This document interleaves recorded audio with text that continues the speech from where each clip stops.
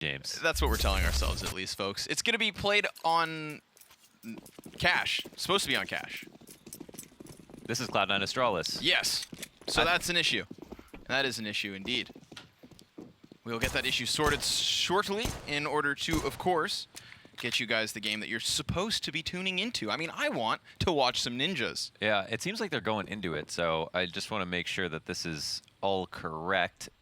See, okay, so I think we were supposed to do NIP Astralis in the second game, Virtus Pro NIP on cash on the first map, but I don't mind doubling down on some Astralis. I'll take Astralis. How about you? Hell, I mean, let's just cast what's in front of us for the sake of being here. Why not? Mr. Launders. Yeah.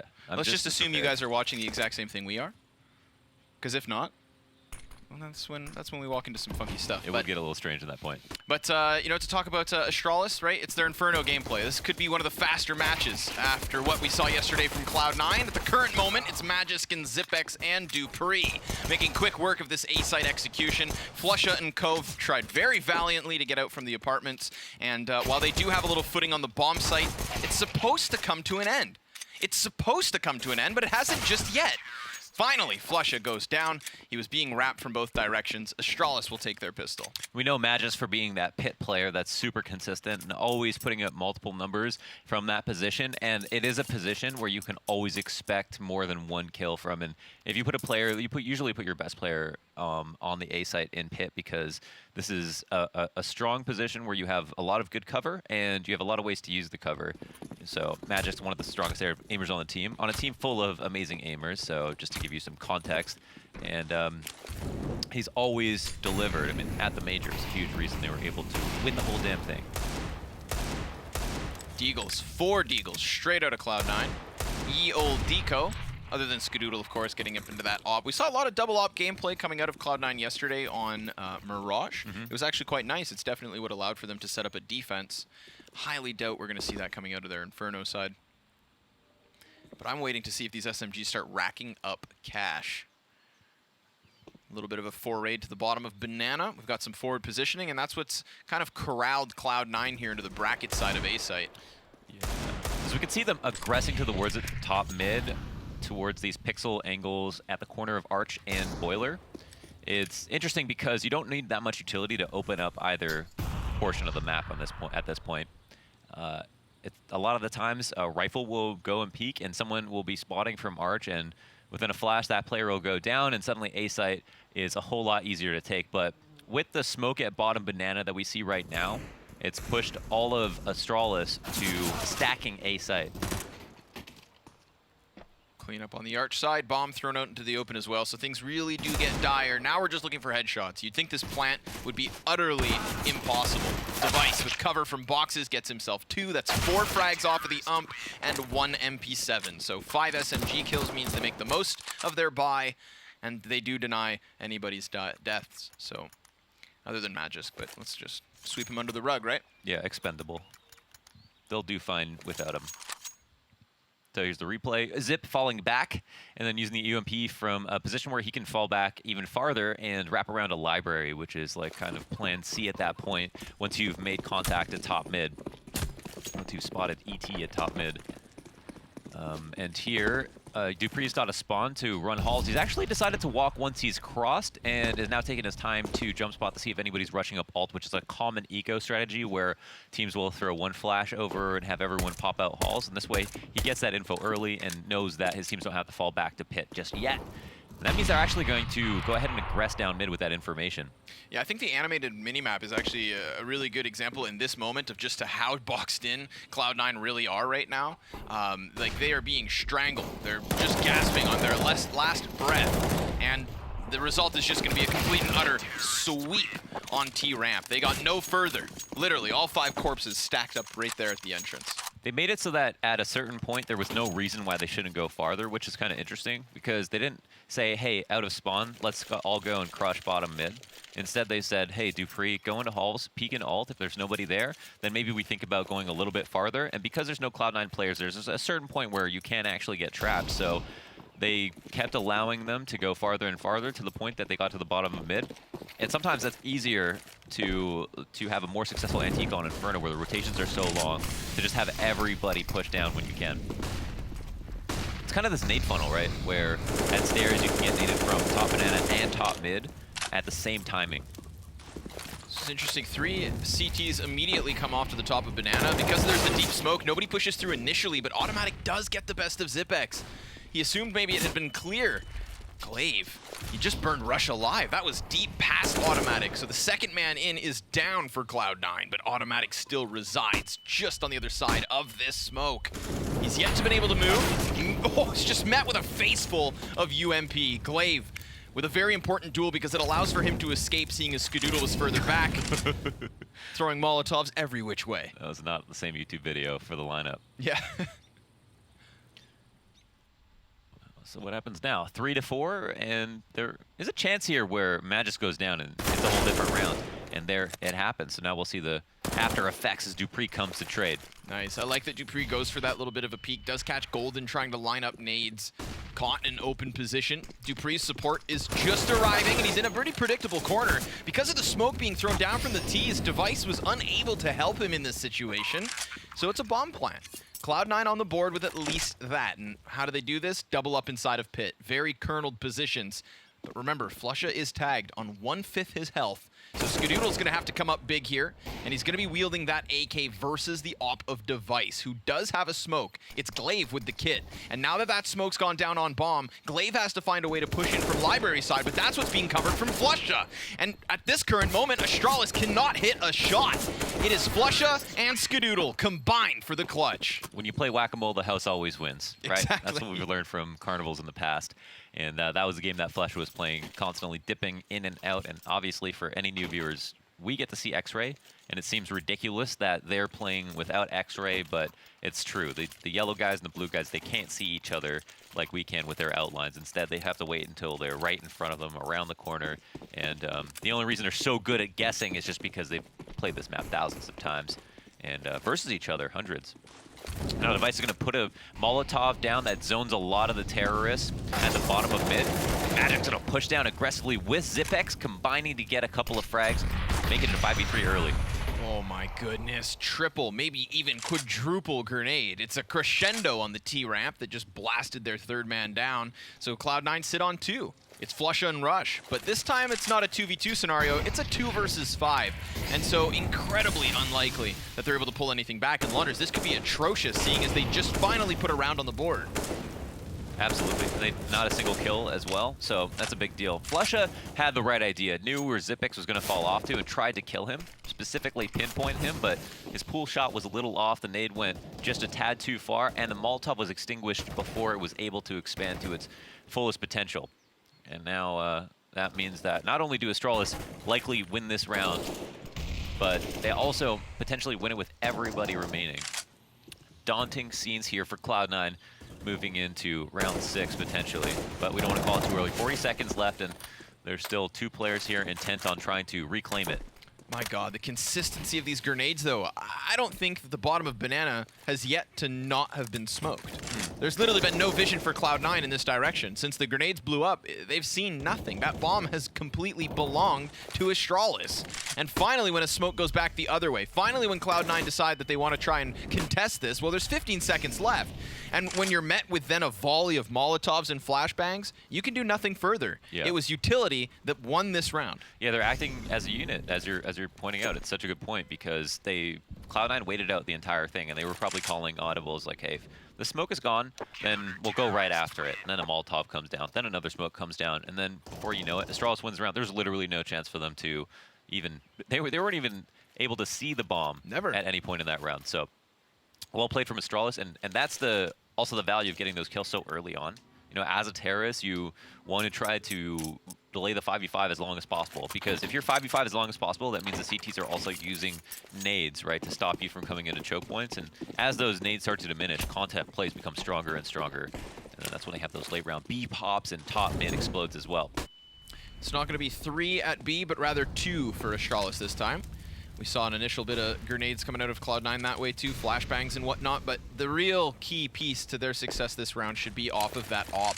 And believe it or not, it has not been given to Skadoodle. Flusha, he's going to hang on to it. That is so interesting. Yeah, we talked about this already with him picking up that secondary op yesterday, how that kind of sort of added a little bit of depth, not something we saw when they had Stiko on this team, but if Flusha is opping over Skadoodle, despite both having Kevlar, how alpha is Flusha? Yeah, yeah. To come into this new lineup and be like, I'm also going to op. I mean, I can't imagine, like, how does that conversation go smoothly where Skadoodle provides his value to Cloud9 as an AWP player, and then a new player comes on the team and, like, suddenly he's no longer using it. He is very good with rifles, but still. We'll see if he can make use of the sidearm. It is, of course, this burst out from the apps. But now, at this point, it's just the T's inside of pit. They've been completely enveloped because of the smoke grenades. And Dupree's even going to have a little bit of cover in front of him. So he's looking over the top of it, anticipating that Cloud9 go for something like this, a boost. However, it works. Regardless of Dupree's efforts, Device is still caught towards Graveyard, and now these T's just get cleaned up by Magisk? What was that? Double headshot spray down. It looks so damn smooth. And it's a 3 versus 2. They've just hit this brick wall. Dupree comes out from the corner and he clears the board. 5-1 for Astralis. It's a ludicrous spray transfer. I mean, they were in the most awkward positions possible to be able to kill both of those players, let alone one, considering Magisk's target selection went from one to the other first, and then he still got both. And I have no idea how all of those align for Astralis, the stars, if you will. And it's for Cloud9 on that round. They actually made a couple of great plays. They got pick control in the 5v5, and then they also got the first kill with the boost. So we watch that spray back. It still makes absolutely no sense. There was like maximum 1 bullet in between the 2 headshots. Yeah. That was just a beauty of a spray down. I love it. Yeah, maybe buy a lottery ticket today. But somehow he pulls those out, like, constantly. Plays like that, shots like that. You name it. Cloud9 back on pistols, familiar territory. One thing that's kind of sad about a team who's, like, usually less favored is that they get really good at eco rounds. But it's always good to see these. A couple of missed shots here from the Opera of Astralis. However, a pistol's all he really needed.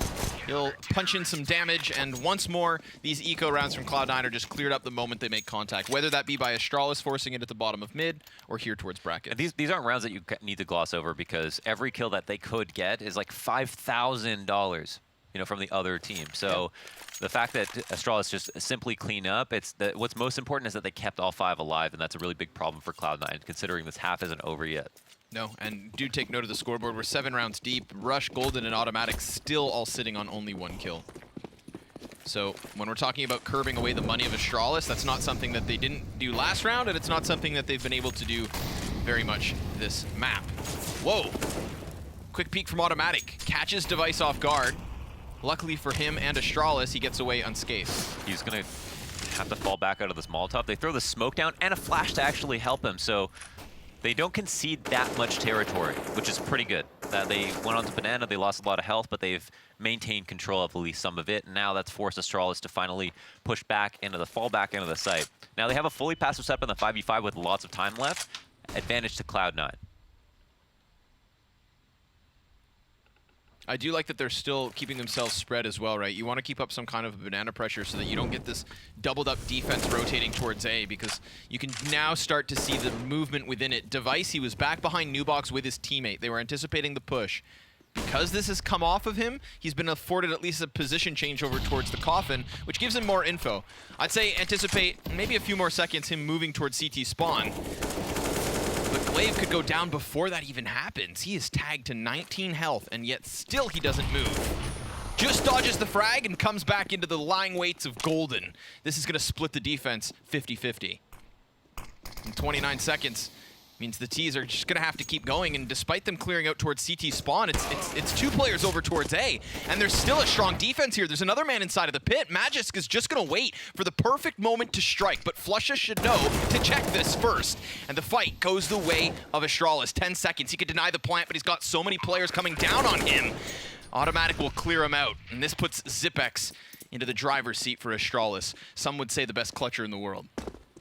I would agree with that. I definitely think when you see him play, it's basically unlike any other. Though Flusha is another player I would put in that, in terms of the pantheon of great clutch players in this game, like most amazing, most creative in the 1vx situations, the players that can take a play that's been played thousands of times and do it in a new way. You know, Xyp9x, Flusha, these are those kinds of players. But in this situation, I guess he was just too far to even think about it, and at least is having a successful save in this situation. 22 HP remaining, but he's going to live to see another round. And Cloud9 pick up a second, so they ran with an early advantage. They closed out, and the A site, it looked a little strange at first with the way that they split into CT spawn. The only thing that I think was weird about that was that they used 2 people to go, but at least one of them traded out favorably.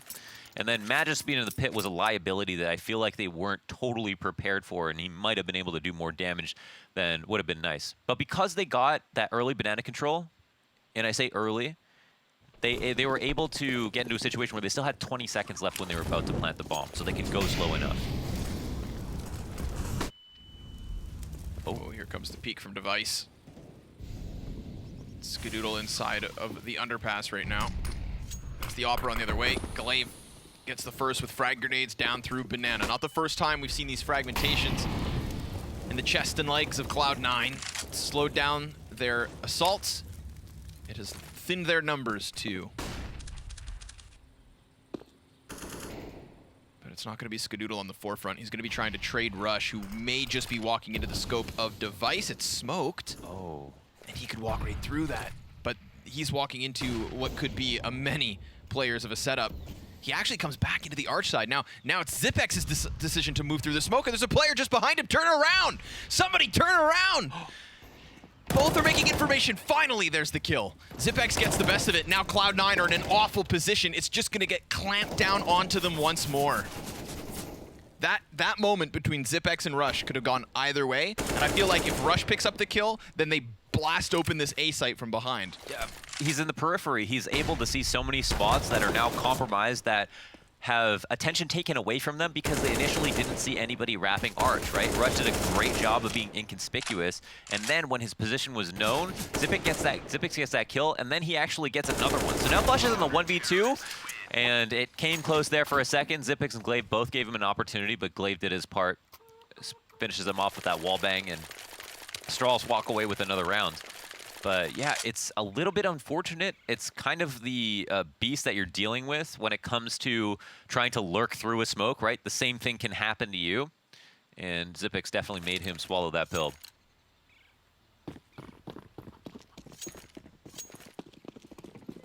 So, into round 10. And it's been interesting for Astralis. They've Molotov down mid almost every single time. That is not something to... That's not something to like pass or to pass on in terms of talking about, because the Molotov's very expensive. Everybody can only hold one, and it's a great way to delay, and it's just particularly important on Inferno. But they've actually used it to help coordinate with their B players, and see they've decided to actually walk down Banana, smoke even deeper down to the stairs, and pose this threat. I think one of the best things that Molotov actually accomplishes is it prevents anybody coming up T-ramp from going to the right side. So you either have to fall back into your own spawn, or you hang out at the bottom of Banana, where we know Astralis are so good at getting those grenades. Take Automatic last round, for example. Molotov blocks his ability to move into mid. He's standing inside of a smoke, takes a couple shots from Glaive, who we know hits damage through smoke, and then sure enough, Utility gets the best of him. Deagle from Flusha, not going to get anything done. This is another unsuccessful eco from Cloud9. Yesterday, Virtus Pro got 3 rounds versus Astralis. Yes, 4. Did anyone do better than that? I cannot recall. That I cannot recall. This right here, folks, is of course that brackets crossfire. Even though Dupree has no vision, he's just putting rounds through it. So if Xyp9x didn't have to pick up the easy 4K, there was support just on the other side, right? An element of distraction, an additional variable for Cloud9 to try and fight against. Never making their jobs easy, which this buy does the exact same thing. It's not going to be very fun here. They've got flashbangs, they've got 2 smokes, but it is just pistols, and not even everyone has Kevlar.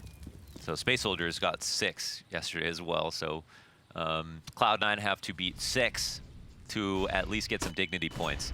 They're actually 0-2 so far. Unfortunately, they had a really rough start. They almost beat Virtus Pro yesterday.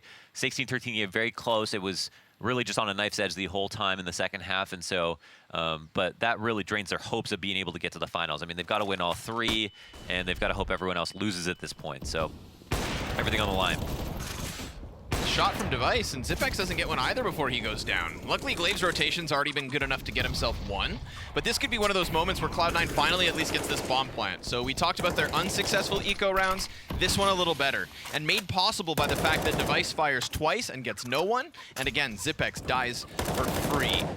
Sure, the damage is there, and Glaive's rotation is thanks to that, but what I'm curious to see is how Flusha is able to obscure this retake attempt. Remember, he's coming in off of CT spawn and nobody's watching for him. Time is ticking really quickly, and we still have CZs up close. This could be a very viable round for Cloud9. They have Astralis boxed into construction, and at that point, they pick up all their kills. It was a matter of delaying. In the last half of that bomb timer, you're thinking, okay, well, Astralis haven't made a move here. They haven't gotten a kill, and it's going to be 5 players that they need to frag out on, and if all of those players hid, there's still a chance that they wouldn't be able to defuse with the amount of time left over. So you wonder if the indecisiveness was there, or if they had the hint that somebody was on the flank, but they didn't have enough info on him to stop it from happening. So getting distracted maybe was a huge play. Yeah. It helped seal the deal for Cloud9, and it was all thanks to Golden. Yeah, most certainly. I mean, Golden, he's the one that strikes just as Flusha is distracting from that flank. And I love that Flusha, instead of committing to a duel, actually just shoulder peeks constantly. And you can see Magis completely turned away, completely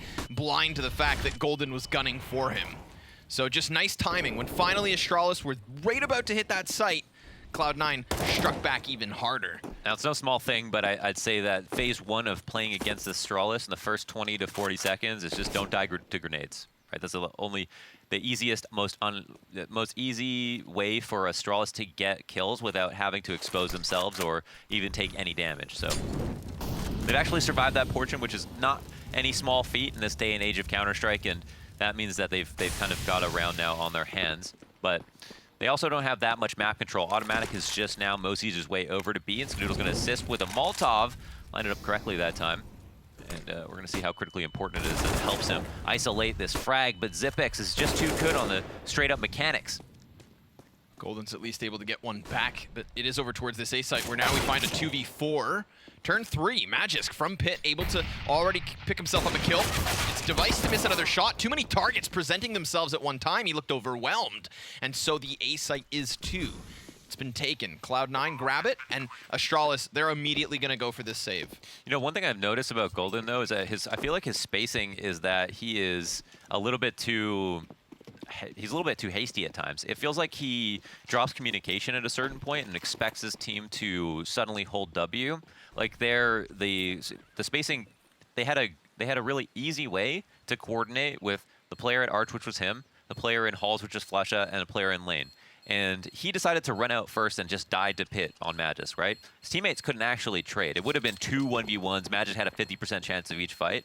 And I feel like in that situation, he could have slowed it down a little bit. He could have waited 2 seconds, had eyes on the minimap, and just, you know, it's easy to see because you're just looking at the A site, and just waited until Flusha was right there at the end of Halls, and his player at Lane was ready to swing. And then as soon as he did that, they could have swung, definitely, you know, picked off at Magis and not risked having to put him up to another 50-50 fight. Yeah, and additionally, once we see, of course, how well coordinated the rest of Cloud9 was. Remember that double peek that comes out from balcony and lane? That's what throws off Device. Imagine if Golden was still alive to be a part of that equation. It would have been even more difficult for Astralis to hang on, which is something that they weren't able to do. But they did save 2 guns. And this puts their money into question. This is the first time so far this map where Astralis are not going to be able to fill up that full buy meter, I don't believe. Yeah, and it has been a tight race. Even though it's 8-4, no one's been on fire in this game. Nope. No one's gotten those elusive 5 rounds in a row.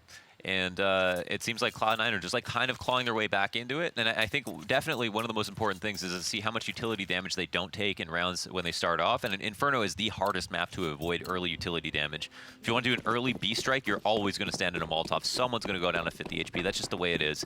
And if you're even going out to mid, like Skadoodle, who jumps in pit to try to op top mid, he's likely to get naded as well. You can see some of that action happening right in front of us right now as the utility is exchanged. But now, like, it's kind of like a bluff, it's called. Like, all right, I don't think they're going to go for a second wave of the execute. Yeah. And so they're like, all right, let's just go and try to take banana now. It's kind of a gamble read. but still showing enough presence whereby you get this counter utility usage. Cloud9, double Molotov and a frag to just take back Banana. Something that was completely unoccupied here from Astralis. They're inside this site. Nearly the same positions, except Glaive will be over towards the oranges, and Zipex comes off Coffin, probably because there's a smoke in his face. I like that Automatic's taking liberties here. It just shows how confident he is and what he can get away with. And Astralis are using their Molotovs defensively. At a minute left, that's a really great nade to bait out. They haven't actually taken any damage quite yet. These are all big wins for Cloud9. Yeah, you can see the utility here for Astralis really starting to dwindle. A single smoke, 3 flashbangs, all that remains for them. Of course, the smoke here for Cloud9, definitely enough to get this B site execute underway. And if they're able to do that with pistols, imagine with guns. Yeah, but the CT's thinking, they're actually aware that it's probably going to be a B split. Comes down to Rush in this situation, goes 1 for 1. Not too bad. He actually spots the other player as well. That might allow them to activate. Now they can take the B site. Yeah, and Glaive, he was going over towards Archway trying to keep that split from really being successful, but Cloud9, they just redirect their efforts and pummel their way up Banana instead. So another save from Astralis. This is pretty nice, huh? That was beautiful. Yeah, they're getting away with like a clean early rounds, and then they're following up with executions that make a lot of sense. And even though Astralis had a good read there and they had the double arch setup versus a B split, literally the most resistance for Cloud9 to actually get a bomb down, Rush going out and getting his 1 frag was actually good enough. So even though nobody overperformed mechanically, they still got away clean, and 4 players are up for Cloud9 with the bomb down. I would really like to see how Zipex was caught, though, within the bomb site. I think the smoke grenade may have actually left a slight gap towards Coffins, and he was just picked up. Because again, I think if that kill doesn't happen, Cloud9 maybe just 2-3 seconds later would have pushed in, and Glaive would have been able to come back towards the B site to try and help. Yeah. But they hit him perfectly, just at that excellent moment. So I think earlier in the round, Automatic saw him shoulder peek on the coffins, and Zipex knows that you can throw that smoke in a couple of ways that will either allow you to peek or completely shroud you from peeking. And sometimes it's better to have someone fall into an angle you know they're going to peek, as opposed to have them perform some rotation that might be a little bit more unpredictable. So we don't know exactly what their strategy was, but Automatic was very aware of coffins. So maybe he did have a tip. Dupree, the only one to save a rifle, is going to bring it into this round. We've actually got ourselves an eco round for Astralis. This is new territory. Yep. Still, of course, 3 players in this game with over 100 ADR. Flusha for Cloud9, Zipex and Magis for Astralis. We'll see if those stats keep up once we get into the post-eco rounds, because it's not going to be a fun one for Zipex back here on the B site. He's got 3 Ts coming in, and he tries a bit of a gimmick. Caught and dealt with very swiftly. Really nice flash to assist Automatic on that entry. It's kind of following his first lead. Again, it's an eco round, so teams are going to be a lot more predictable when they start getting spotted. 2 CTs left in the halls, and Dupree's one of them with a rifle. So what does Rush do here? Doesn't win his first duel. They actually recover another AK. Dupree just swiped the AK, letting Magis have the M4. And he's kind of low, but they are going to be able to reserve these. I think we're actually moving into the last round, so might only be a consolation prize. Cloud9 are going to be fine with this. Astralis were buying no matter what. I believe it was DDK we were having this conversation with, whereby Astralis have just saved so frequently as of late. Anytime that they only have 2 rifles left, 3 rifles even, right? If they're not feeling like they want to just be bottomed out economically, they'll let rounds slip. Yeah, a stark contrast from 2 years ago in Counter-Strike was that in very unlikely retake situations, famously with Steel doing the Bernie as him and Dazed retook the A side of Inferno. We were just talking about that event. Oh, it was really? in Milan, right? Yeah. Yeah. Even though, that was like something that people used to do in these days, if you have a 3v3 retake, sometimes they turn around instantly. Sometimes if you have an op, they don't even think about it. They go, if we don't win in the 5v5, 4v4 portion of the round, we're basically going to give this up because there are too many advantages for the team that's defending. And when the bomb's down, it's the terrorists who are doing that. So, round 15. Everybody's got everything they want. And there is all of the strategy for both the CT and T side will be left on the table here, because there was nothing to guys at this point. It's going to be quite interesting to see how this round's approached. Definitely feel like the one thing that Cloud9 has been exploiting that Astralis need to answer back on at this point is giving up Banana by a minute 20, when before Astralis were holding on to it, as we saw like the eco run, for example, to the end of the round. But there it is, that Molotov starting off every single round. Quite interesting. And here it is. They're a little bit more adamant now. Between two fires with automatic. New show coming to Funny or Die. There it is, the frags to follow suit. I was just about to say, when does the artillery hit? You had them standing in the battlefield, and even though automatic gets the kill to Glaive, it's instantly responded not by a trade, but rather a frag to the face. Sometimes it's not even fair, Launders. Yeah, such is life, I suppose. And one of the first pure duels that we've seen, Device and Skadoodle both slide into the angle at the exact same time. Device just moments sooner, however, so he does get the best of him. 4 versus 2 turned 3 versus 2. It looks like Golden's got himself something to say, joined by Flusha, but neither with Bomb. It was dropped long ago towards Banana. Easy cleanup at the end. I mean, you can see, leaving the bomb behind spelled disaster. I'd love to know if they just started calling in Swedish. Yeah. For old time's sake, Svirge. Svirge, let's do it.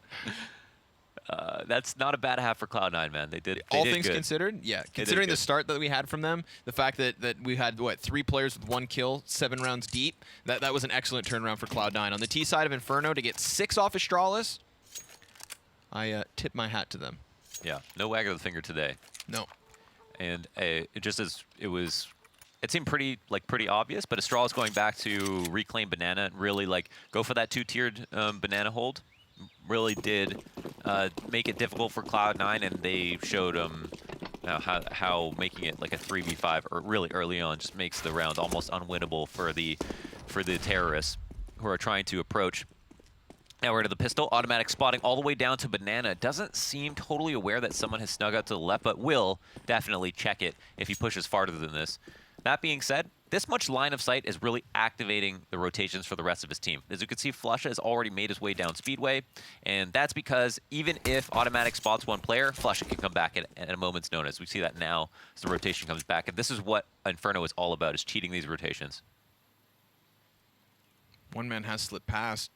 Automatic allows Dupree to get ever so close, and sure enough, element of surprise, even Flusha dies because he's caught on that first step into the site. I think this is all Dupree in the pistol. Automatic shoulder peeking created just a slight opportunity for that to unfold, and Dupree will take that opportunity.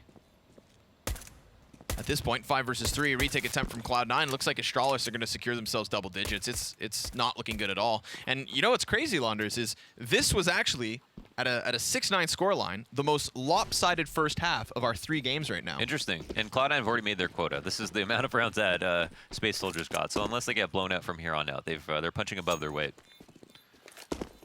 But this is something you don't see every day. 3 CT saving on a pistol. No. The armor is worth it, for sure. The kit as well. There's the more that you don't have to spend on the following 2 rounds where you can also get kills is definitely more valuable. Knocking down terrorists who have nothing to lose. I mean, they could lose those decoys. Oh! The No. Device just clapped Rush. I looked away for a That second. was a I thought the total round was pre-fire, done. yeah. It was the position that Flusha was playing where he was head peeking over and over again. Small pit. And Device just swung out and just clapped him. That was nice. You can see these CTs entirely caught off guard by It's tough. Dupree's proximity. Basically played a 50-50. And here it is. He literally... No, that's it. Dude. Nasty. But... I think it's just a HUD issue that we're missing a player on the CT side right now. Yes. Still 5 on the server. No, it's after getting wrecked in pit, he's just not allowed to play Left this the game round. forever. Yeah. Sit one out. Buy your time. Early flight home. 3 AKs, Mac 10 and an ump is what Astralis will come into this round with. Mac 10 can be very good at just closing that distance and charging forward into a site like B, but he's got his whole team behind him. So let's see what Magis can get done and how much actually ends up being picked up by the AKs. It's a Deagle headshot from Automatic to start this one off. You've already got players pushing into CT spawn in order to cut off rotations, no matter how fast they could have been. But Skadoodle's down. Last man will be Rush. Yeah, they nearly made a meal of it. There was a couple of positions there that they did 50, 60 damage. Could have been a kill. And now Rush, last man standing. Here at the Arch with the CZ. Would love to find a terrorist if possible, but doesn't seem like anyone's close by. Overall, that was pretty interesting. See Magis go down, but then they just don't lose anybody else after that. You know, there's so many situations where teams will jump through smoke and then they get mowed down. So good on Astralis for not losing members. Have been flawless on these anti-ecos for the most part, even in the first half, and that is going to be a story of the match, as Potter mentioned on the desk that pistols cannot be undersold. Right? They're so important in best of ones, and Cloud9 have lost 2. Yep, never a good look. Never a good look at all. That literally means that if Cloud9 win this match like 16-14, that they dominated Astralis because of how many rounds they didn't get for free. So Dupree just clearing the anti-eco kills. Glaive went high over the boxes. I do like that. Really starts offsetting crosshairs vertically. Nobody's going to get sprayed down by a wild CZ75. 4 players out to B early on. Hard to bait teams into your sight on these eco rounds because you don't have the ability to kind of trick anybody without using a lot of utility, and you don't have much. Automatic showing us that with just his 1 flash in hand, which we'll see if that does anything. But because it's always dangerous to clear out top mid, get past the point of getting into the site, at a certain point sometimes you are gambling. If they don't use Magis to go and scout the B site, they might never learn that there's more than 2 players here. But the reason they don't always scout is because he might die to the first guy, and then there's suddenly 5v4 and they still don't have info. And at that point, it's a risk. Even the 1 CZ is going to get nothing in his attempt. Rush tries to obscure the execution. He hears the smokes going over and thought maybe you catch someone off guard. But Zipex is ready. Zipex is always ready. Zipex has always got a diaper on. I couldn't think of a better example of being ready. Pocket protector? Yeah, that's another good one, but I mean, who uses pens? I lost mine. Man, I am constantly embarrassing myself when I had to write all these these post-dated checks for my landlord for like the next year, and it was just like trying to write. I felt like I was a toddler playing with like Crayola markers or something, trying to have legible handwriting that could be used for legal tender. Like. I feel like e-signatures are just, it's the new craze. Yeah, I need to be typing on checks, man. This is... Get out of here with your barbaric instruments. But the barbaric instruments are no longer, because finally we're going to have Cloud9 on guns. Get the pistols out, get the big weapons in. MP9 for automatic means he's going to be able to get extra utilities. Very important on a map like Inferno. James Bardolph gave me a lecture when we were playing the other day. About what? I bought an M4 to play B-site Inferno, and he said... No problem with that. Get it out, okay. Buy grenades. Oh, okay. That's definitely true. No matter what, grenades, and more grenades. So automatic, sure enough, MP9, full belt, instantly starts chucking them out. And despite it not getting them a kill, over here towards the B site, they find the 5v4. Big play. Again, early kills. Invaluable. Automatic jump spotting. But simply to get that info and leave. Again, you just, even if you've gotten your kill, the round's not necessarily over. It's still Astralis at the end of the day. The duty is not done until there are literally 5 of them dead. So making sure you try to get as much free info as possible at any moment can always be worthwhile. They've actually swapped places. 5th player, Skadoodle, moving over with the UMP, and they've decided to try to fortify A, I suppose. It's an interesting swap. There's just 2 SMGs changing places. But now they don't have info on Arch, so the setup is passive. They're assuming it's going to be a lane hit, and they might be correct about it. I don't know how they knew. This is a good setup, Cloud9 with a read. I'm excited to see how Automatic decides to pop out of this. Whether or not, yes, certainly he does decide to strike. He's been spotted by Device, but it's him and Golden with the first 2 kills, so this looks fantastic. Cloud9 starting to lose 1 body, and Automatic's tag, but it's the Swarm that's coming in now. You'd assume this is done for.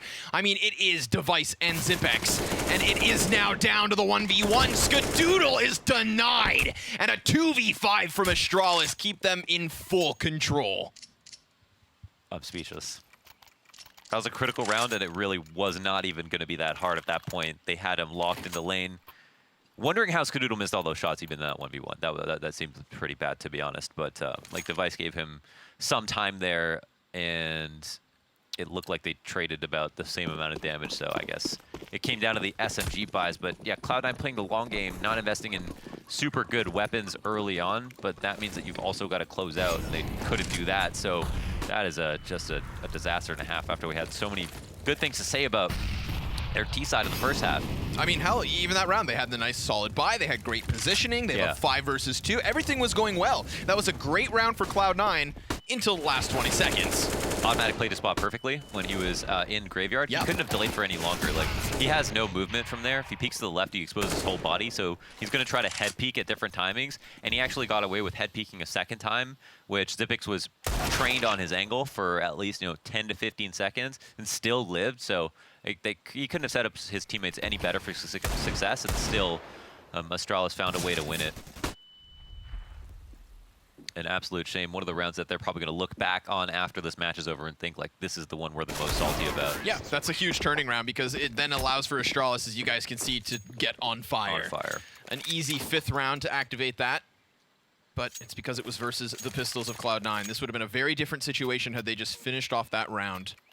Xyp9x and Device combining to make this one a fast T-side. What an incredible turnaround. It is still only 6 for Cloud9. Yeah, and as we talked about, Space, we were talking about this at the beginning of the half because it was 6-9. Then Astralis still at the second pistol, but it's like Cloud9 just have to get one more round to do better than Space Soldiers at this point. And this map isn't over, and maybe they could actually win, even though they lost both pistols. And here, all of those storylines seem to be off the table. Yeah, it's all come unraveled. That is what we call the Astralis effect. That's a good one, yeah. That's a proper definition right there. And now I feel like the landslide has already started. The boulders tumbling down the mountaintops. Although, finding a little resistance on the way down, actually. Astralis have not been able to roll over Cloud9 this round. They've lost 2 bodies. Despite, I believe, hanging on to that initial 5 versus 4, Astralis find themselves at a disadvantage for now. It's familiar scenes. I don't know if Astralis are ever in a disadvantage until they're all dead. Yeah, that's right? true. Like, until there's it's like Chuck no Norris. pulse. It's like a Chuck Norris meme, right? Astralis can never be disadvantaged, but this is about as sealed up as it can get. Bomb left at top mid, Glaive moving into CT spawn. He's actually ignored the fact that Flesha went past him in CT, so I don't know if Golden gets caught off guard here, but seems to have a good idea of how to approach this 2v1 situation. Well, there's an opportunity lost for Flesha to pick up the excess slack. Cloud9 have done it. They've towed the line to a 7th round of pretty clean, a pretty clean rifle. This is thought what about this. Yeah, this is what I like though. Double op setup. We're seeing it now already, and I'm interested to see if they can at least add a few more rounds to this board. It's not done yet, and this is what they used to claw their way into a CT side yesterday on Mirage. Of course, not Inferno, but regardless, it was the same toolbox. The double op. Skadoodle was always trying to make that first initial contact, and then they were using the secondary opera in the form of Flesha to just anchor bomb sites. Not an easy player to get past. One of the highest rated players at all majors, if I remember what you told me. Oh yeah, at all the majors, the 2 majors they won, he was easily the highest rated, or he was the highest rated player. I guess that's why he can take an op away from Skadoodle, because at the end of the day, you have to admit, like, Flesha is a legendary player. For sure. I mean, they're both major winners, but it's true. It's just like wondering, like, how much comfortability do you want to hand over when new player joins your team? And usually it's a new player that'll be like, I'll give you guys sacrificing. Yeah, exactly. But that's not the case here, and Skadoodle showing us why. He might still have a case for himself as an opper. And on top of that, I would say that you really don't want to make Skadoodle uncomfortable, because I think he's a player that doesn't excel until he is in a zone of comfort. But right now, there's no comfort towards this bracket side. It is Molotovs and op shots and resistance being shown by Cloud9. They have 4 defenders here, now turned to 3 as one rotates back on towards B.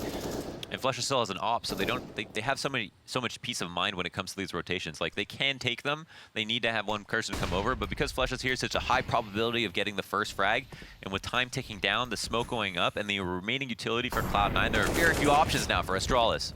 Flesha lucky to be still standing, though. 16 health is his. Oh, he can deny the plant. Put out fire with his own flames, but he can delay. That's most certain. They're going to have to really get past him here. 10 seconds left on this clock, and Flesha walks into the open. Now Automatic tries his hand, but both turned back by Xyp9x. He saves the plant in that situation, and that therefore saves this round, because time was the biggest issue. Although there could still be problems, because Cloud9 have not walked away. It is too far gone to tuck tail They are going to try and deny Astralis that 15th. Remember, no overtime, only draws here. So you might as well play for the win. But Golden can't even get past the cusp of Banana. Skadoodle dropped after the fact and rushed 11 HP. He too is done for. A lot of damage being dished out versus Astralis, but 3 guys up at the end and a 15th round for them. Simply a couple of shots that Flusher should not miss in that situation where he had an opening. He played the utility game really well, and that's something that he's like been the best at for a long time. But you know, I think the Molotov went a little bit too far, which was kind of unfortunate. It looked like a good bounce to me too. So I guess he just like slightly overshot it. But even with automatic sliding out through that smoke, if that bomb had picked, if he heard the bomb going down just a moment prior, he would have certainly tried to stop that, and instead, because he was so decisive and went out so early, I think didn't realize that that would be the primary objective. Whoa, Rush lingers, possibly a little too long. Caught by Zipex, no defense now from this balcony side. Golden's gonna have to go down towards Banana. He tries to make a play. He's feeling desperate, as they should be, because it is just Skadoodle's off and 2 sidearms left up here for Cloud9. The trade frag connects. Ska could get the next. It was over towards Pit, but the bomb is long gone, heading over towards B, where Flush is already ejected from their 4. Bomb plant.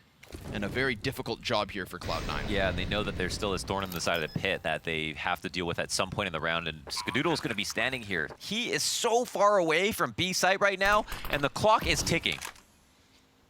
I mean, at any moment, if Flusha dies, I don't think there's a chance at all. Skadoodle, he has to just go. Unfortunately, despite knowing that there's a player behind him, he's losing all of his time in this instance, but he finally hears it. The scope, though, that should give Zipex the info, and Zipex is going to continue to do what he's doing. Stand still and just wait and wait until finally Ska is spotted at the B site. Now he's going to be entirely boxed in. Astralis with a flawless